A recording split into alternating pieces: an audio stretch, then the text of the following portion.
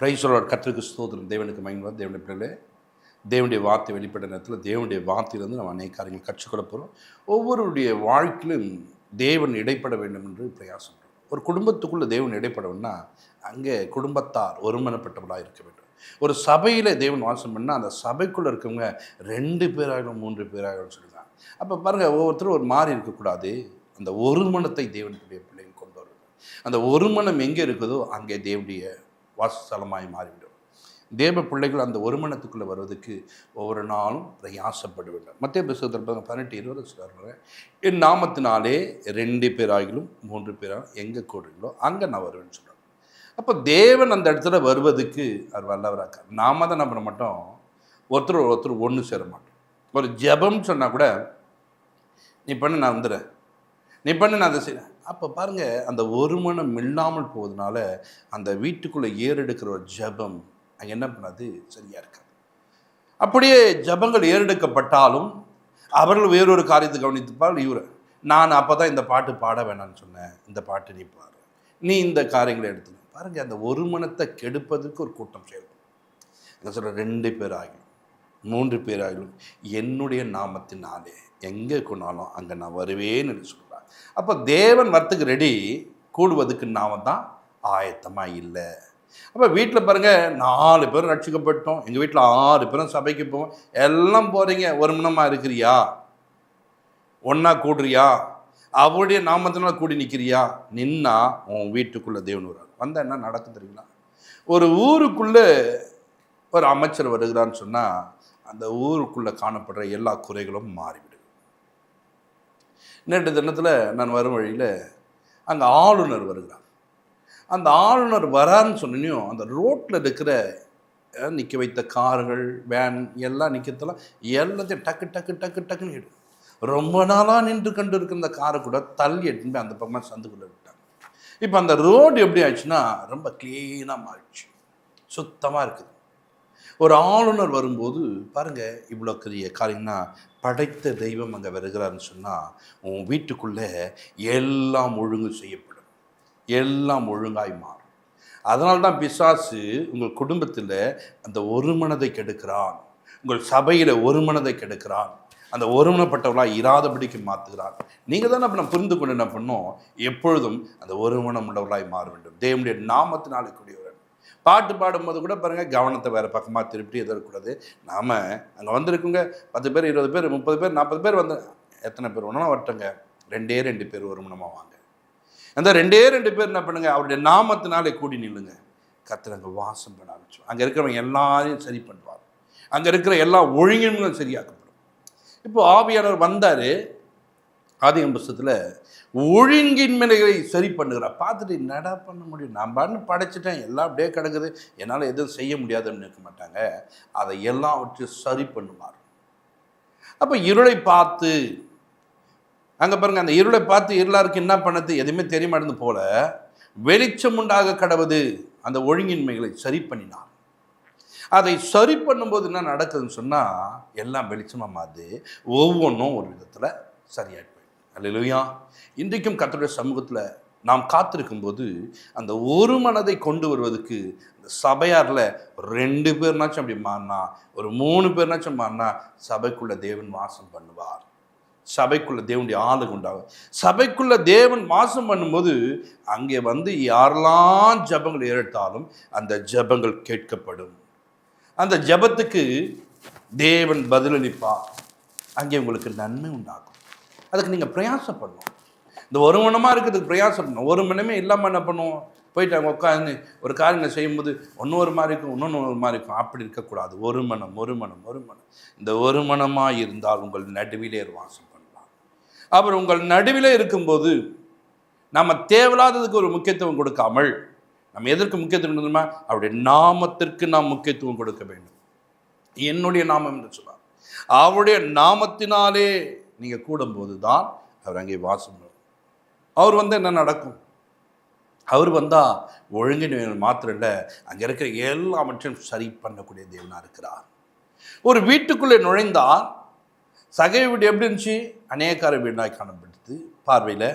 அநியாயக்கார வீடுங்க என்னங்க, அவன் ஆஸ்திகளை சேர்த்துக்கிற வீடுன்னு சொன்னாங்க. ஆனால் அந்த வீட்டுக்குள்ளே இயேசு வந்தபோது என்ன நடக்குன்னா, அநியாயக்காரன் நாளத்தினே கொடுத்தவனாய் மாறிவிட்டான். அந்த வீட்டுக்குள்ளே இயேசு வந்தோடனே என்னாச்சு, அந்த வீடு ஆஸ்திகளை பாதி ஏழை கொடுத்த வீடாக மாறிச்சு. அந்த வீடு ரட்சிப்படைந்த வீடாய் மாறிச்சு. அந்த வீட்டுக்குள்ளே இருக்கிறவர்கள் பரலோக ராஜ்யத்துக்குரியவர்களாய் மாறினார்கள். இன்றைக்கி மாறுவதுக்கு இதெல்லாம் காரணம் தெரியுமா? தேவனுடைய பிள்ளைகளே, உங்கள் வாழ்க்கையில் தேவன் உள்ளே வருவதற்கு நீங்கள் பிரயாசப்பட வேண்டும். தேவன் வாசம் பண்ணுவதற்கு நீங்கள் இடம் கொடுக்க வேண்டும். அவருடைய நாமத்தினாலே நீங்கள் கூட வேண்டும். கர்த்தர் ஒரு பெரிய காரியங்களை செய்வார். இன்றைக்கு பாருங்கள், நிறைய இடங்களில் நிறைய காரியங்களை செய்வார்கள். அவருடைய நாமத்தினாலே அதை கூடினார்களான்னா தெரியாது, செய்கிறாங்கன்னா தெரியாது. சபையில் ஒரே பிரச்சனையாக்கு பாஸ்டர், வீட்டில் ஒரே பிரச்சனையாக்கு பாஸ்டர், என் பொண்டாட்டி கூட எப்படி இருக்கும் பாஸ்டர், என் கணவன் கூட எப்படி இருக்கும்பா. என்ன வீட்டுக்குள்ளே என்ன இல்லை, ஒரு மனம் இல்லாமல் போயிடுச்சு. அவருடைய நாமத்தினாலே நம்ம என்ன பண்ணதில்லை, கூடுவதில்லை. அவருடைய நாமத்தினாலே பாருங்கள், எல்லா நேரமும் அவருடைய நாமத்தை ஒரு குறிப்பிட்ட நேரம் பேசுனீங்கன்னா கூட அவருடைய நாமம் மகிமைக்கென்று பேச வேண்டும். அப்பொழுது தேவன் வருவார். அந்த வீட்டுக்குள்ளே மாற்றங்கள் உண்டாகும். அந்த வீட்டுக்குள்ளே ஒரு அற்புதம் நடக்கும். அந்த வீட்டுக்குள்ளே இயேசு வந்தார் பாருங்க. அந்த வீட்டுக்குள்ளே நுழைஞ்சோன்னு நினச்சி வியாதியாக படுத்திருக்கிறவங்க எழுந்து உட்காராங்க. அப்போ ஜுரம் முடியாதவர்களாக இருந்தாங்க, ஆனால் என்னென்ன சுகமாகி விட்டார்கள். காரணத்துமா அந்த வீட்டுக்குள்ளே இயேசு வந்தார். அப்போது இப்படி அவர் வரும்போதெல்லாம் இத்தனை காரியங்கள் நடக்குன்னா, எங்கள் நடுவிலே ஒரு வாசம் பண்ணுவேன்னா, என்னுடைய நடுவிலே ஒரு வாசம் பண்ணனா எத்தனை நன்மைகள் உண்டாகும். சகரியாவில் பார்க்கும்போது 2:10 நீங்கள் வாசிக்கும் போது, சீயோன் குமார்த்தியே கம்பீரித்து பாடு, இதோ நான் வந்து உன் நடுவில் வாசம் பண்ணுவேன் என்று கர்த்தர் சொல்லுகிறார். இப்போ சொல்றாரு, சீயோன் குமார்த்தியே கம்பீரித்து பாடு, நான் வந்து உன் நடுவில் வாசம் பண்ண போறேன். அப்போ பாடும்போது ஒரு சோர்வோடு பாடக்கூடாது. ஒரு சோர்வோடு நீங்கள் ஒரு காரியங்களை செய்யக்கூடாது. உற்சாகமாய் கொடுக்கும்போது கூட என்ன சொல்றாரு, உற்சாகமாக கொடுக்குறேன், உற்சாகமாக கொடுக்க கற்றுக்கோ, அழுதுங்கெல்லாம் கொடுக்காது, எனக்கு வேணாது. அப்போ ஆண்டுக்கு அது பிடிக்காது. நிறைய பேர் பாருங்க, எப்போ பாரு மாறி பாடும்போது என்ன பண்ணுறாங்க, ஆமாம், இப்போ கூட கொஞ்ச நேரத்துக்கு முன்னாடி ஒரு ஜபம் நடந்து அதில் ஒரு பாடும்போது பாருங்கள் அருமையாக பாடினாங்க. அப்போது அந்த பாட்டை பாடும்போது எப்படி பாடினாங்க, நன்றி சொல்கிற ஒரு பாட்டு ஒன்று, அழ வைக்கிற மாதிரி பாட்டு, அப்படியே பாட்டு இப்படி. அந்த பக்கம் ஒரு மியூசிக்கை பாருங்களேன், அப்படியே டொங்கு டொங்கு டொங்கு டொங்குன்னு அடிச்சாங்க பாருங்கள், முடிஞ்சு போச்சு, பாட்டு ஸ்லோவாகிடுச்சு. என்னன்னா, அந்த ஒருமனம் இல்லாத போது, ஒருமனமாய் காணப்படாத போது அங்கே என்ன நடக்குதுன்னு சொன்னால், அந்த இடத்துல அங்கே ஒரு குறைவு ஏற்படுது.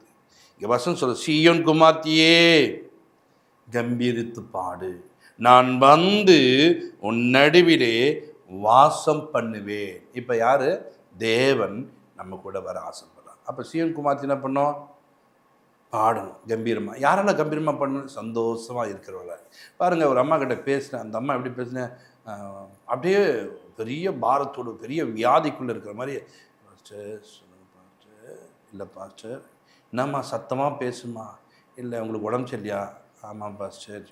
அப்புறம் பேசிட்டே இருந்தேன், பார்த்தா தெளிவாக பேசுச்சு.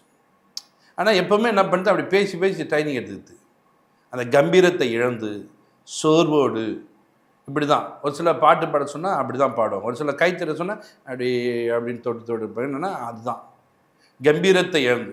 அப்போ கம்பீரமாய் பாடும்போது தேவன் அங்கே வாசம் பண்ணுகிறார். 11 வருஷம் வாசிக்கும்போது பாருங்க, அந்நாளிலே அநேகம் ஜாதிகள் கர்த்தரை சேர்ந்து என் ஜனமாவார்கள், நான் உன் நடுவில் வாசமாய் இருப்பேன், அப்பொழுது சேனைகளின் கர்த்தர் என்னை உன்னிடத்தில் அனுப்பினார் என்று அறிவாய். அல்லேலூயா.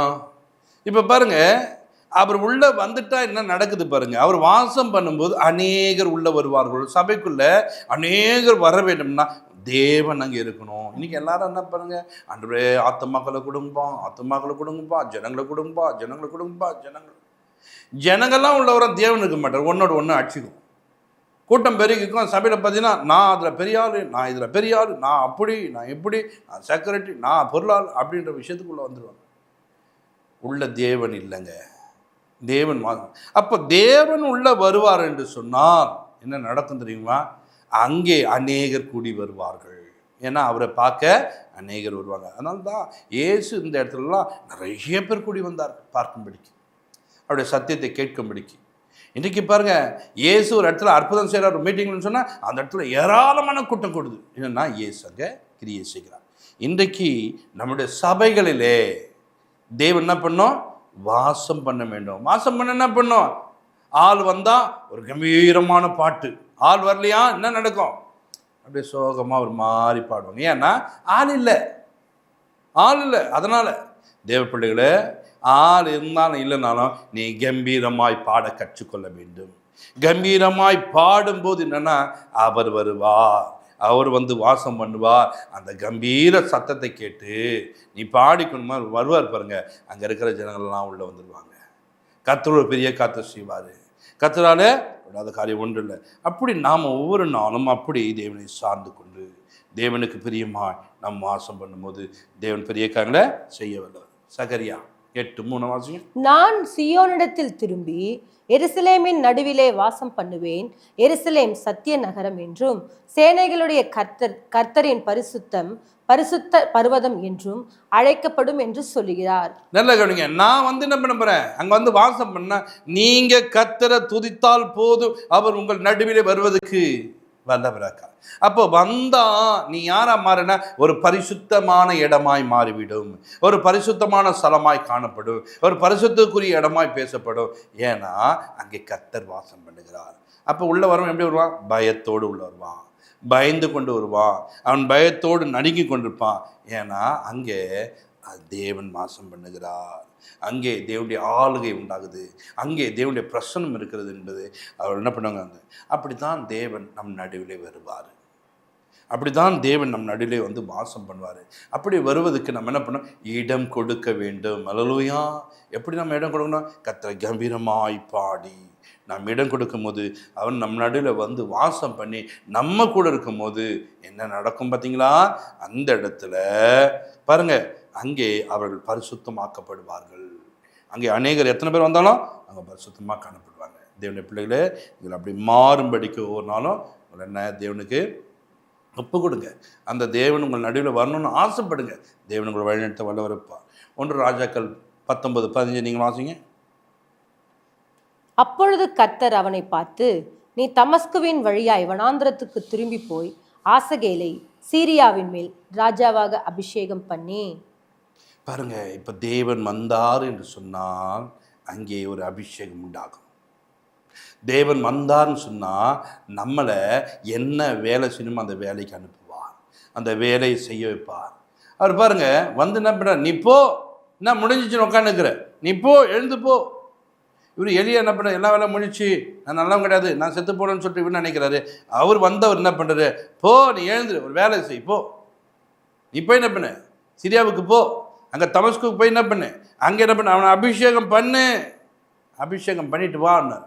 இப்போ பாருங்க, இப்போ தேவன் வந்தால் நாம் செய்ய வேண்டிய வேலைகளை சரியாய் செய்ய முடியும். ஐயோ எனக்கு நேரம் கிடச்சிதுங்க, நான் செய்யாமல் போயிட்டேங்க.